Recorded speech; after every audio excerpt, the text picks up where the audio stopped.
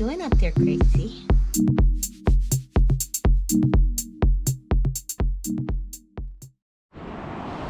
Hello.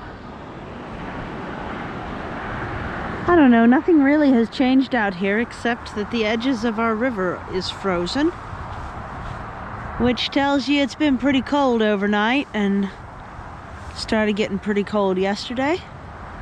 Another thing that changed is that my car's in the shop and it might be really bad.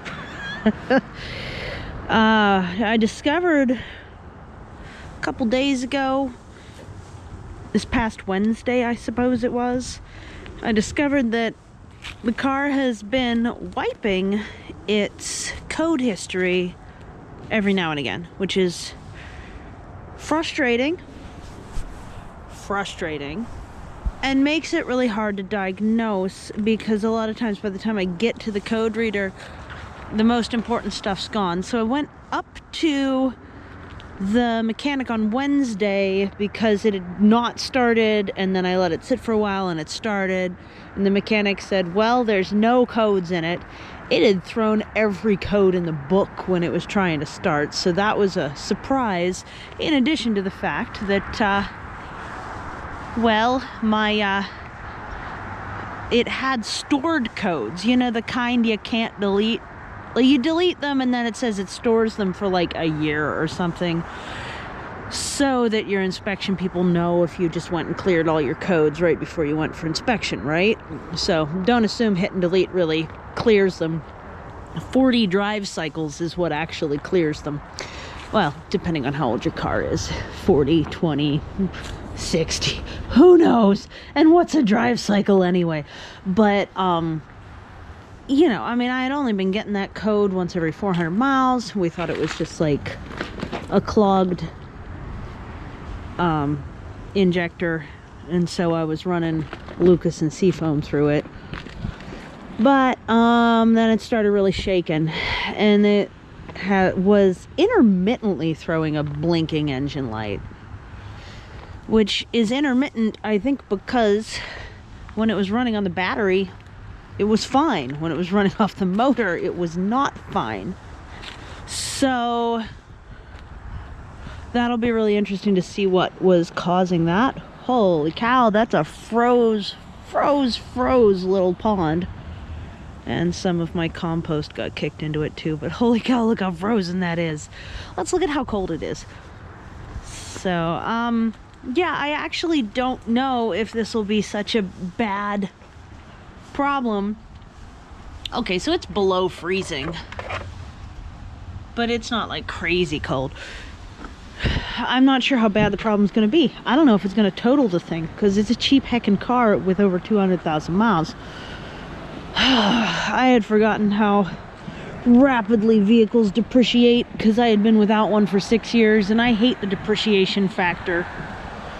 Seems like if you're spending that much, you should get an investment, but that's not so with cars. You get a use, not an investment. But they're so expensive, it really annoys me. So with the combination of all that, I did drive with the engine blinking for a total of maybe 3 miles total, but it did start to shake pretty violently at the bottom of the hill. So for the last mile, I got a AAA tow. I thought I was gonna make it. The guy wasn't sounding too hopeful about it. It was a shame. This is supposed to be a really big snowstorm, and I just got tires. I was gonna go skiing. I wanted to. Now if I want to go skiing, I'm gonna have to take a bus, and it's gonna have to snow enough locally for me to do so, which is pretty frustrating for me. I find that very frustrating because I was so ready. I'll find out Monday. So this is a long weekend for me, but it's not a long weekend for them, which is lucky for me and unlucky for them, I suppose. So on Monday they're working MLK, I'm not. So I'll be home all day and I can go out and see what it is. If it's bad enough that it's not worth fixing, I might just get it towed back home and get another one so I can parts it out. for repairs. Is that crazy? I don't know. I don't know, because I could get a G2 Prius with like 110,000 miles, 120,000 miles for like under 10K. And it's the same everything. And this one's got a relatively new battery and everything, so... And the carburetor's good. Or should I just sell it for parts and get something different? I don't know. It's a tough call. It's a tough call. Also, with an ongoing saga about my ears, I did end up requesting and getting I forget the word for it, that's the medical term, but they perforated my eardrum for me to see if that short term, it's only supposed to end up, holy cow, it's actually really windy right here, my legs are getting cold. It's supposed to only stay open for about 5 days, and I was on my way home from that when the car conked out on me, so I'm still kind of getting used to it. That was Friday around about noon that happened, so it's weird and echoey, and I have drops to help me stay comfortable because I'm one of those Q-tips people, and obviously that's not a good idea if you have a hole in your eardrum to be using any Q-tips, no matter how attached you are to them. Huh, some of these got knocked over, look at that. I put a bunch of these stub ends of EFT that were from work getting thrown away on the at work. It's not stealing, they're getting tossed. And it looks like a couple of them got pushed a bit, which is really interesting. I'm going to continue this down the way as I get more pieces. Yep. So that people will know where to walk. Right? That sounds good, right?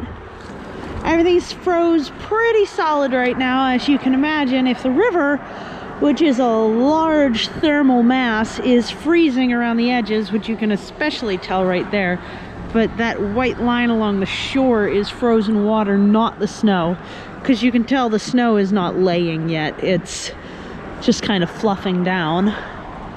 You can also see that the sky turns pretty white as the snow comes in, because, you know, you're looking through all these flying little bits of white, and once those accumulate over a distance, it starts to obscure vision of much at all. So you can kind of tell when you look down there, you're just looking through so many little fluffy white things that it starts to just obscure everything. There's a bridge over there.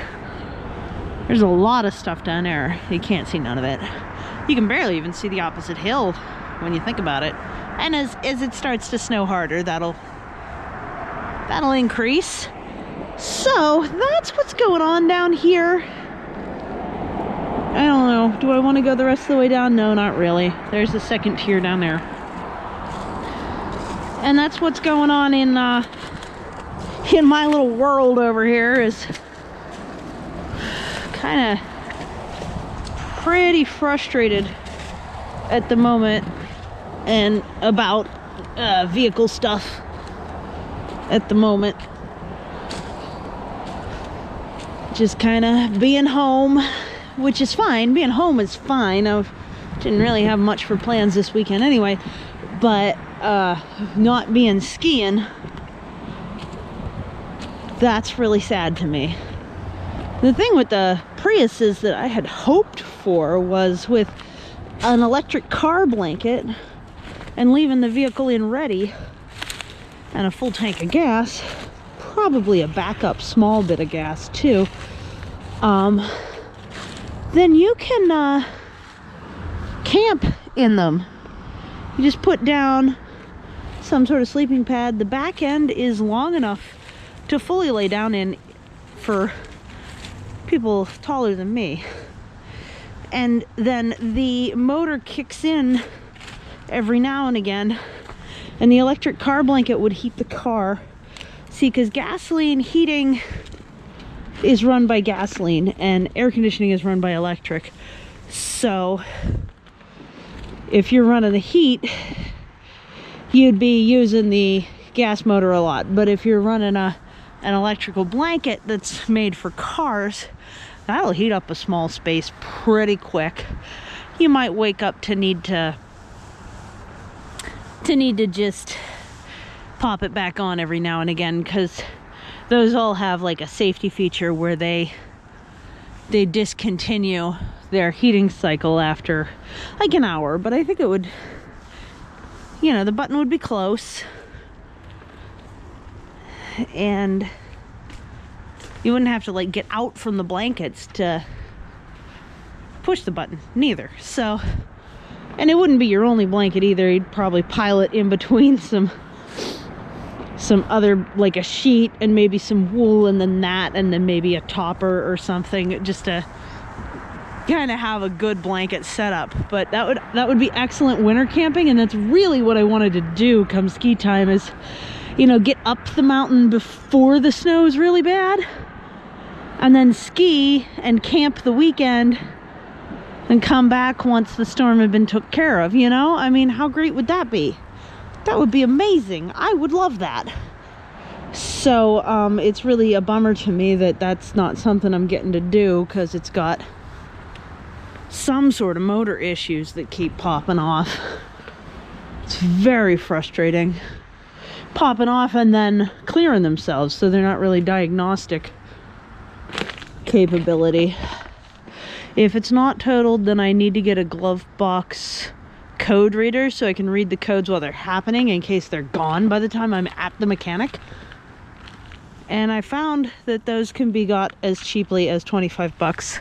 So it is certainly something that I can readily do without any trouble at all. Just a little frustrating, really quite frustrating, in fact. I think this is a season of frustration for me and a lot of my friends on different items. So if you're going through something rough, hang in there. Hang in there. We love you. And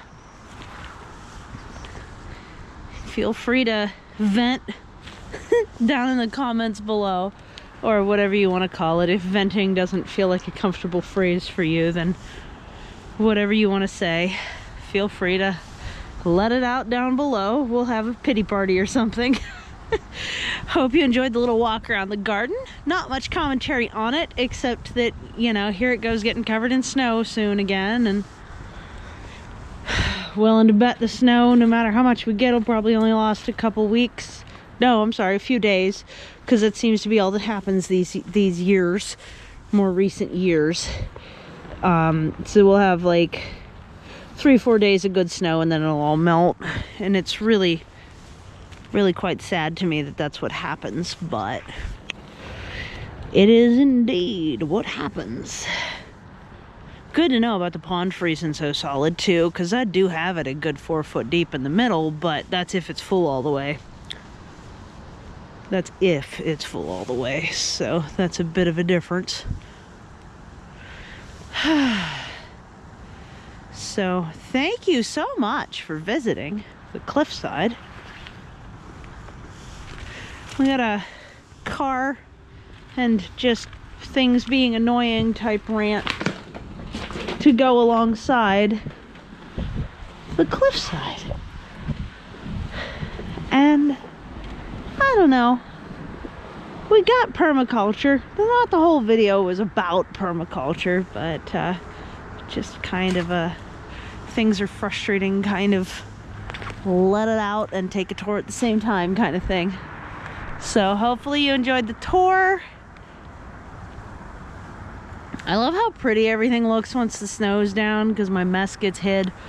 So maybe we'll do another tour once it's totes blanketed, but I'll talk to you soon. Hope things are going well for you, and if not, tell me about it. Take care. Bye.